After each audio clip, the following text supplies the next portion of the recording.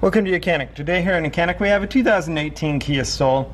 On this Kia Soul we're going to go over how you would replace the lights.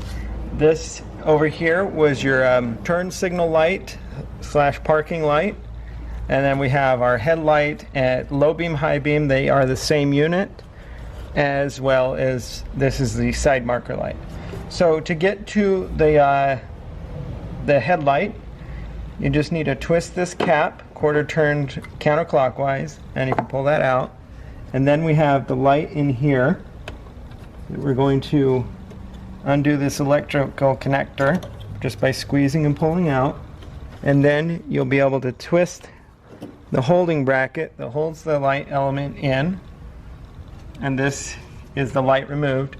And we have the double elements in there to be able to be replaced. And so what you're going to do is you're going to get a new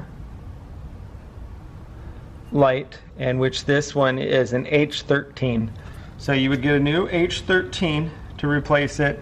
It's all housed in this whole housing, and so we don't remove any of this. We buy this as one whole unit. And then you're going to install the H13. You're going to note that you've got different tabs that you want to line up in the hole. There you go. Twist that a quarter turn to the clockwise to lock it into place, and then put the electrical connector back on, and then we'll put this cap back in and twist that to the right to lock that into place to keep the moisture out. That's how you replace your headlight, and that is the high beam, low beam headlight. It's all in one unit. Thanks for watching YOUCANIC, where you can be the mechanic.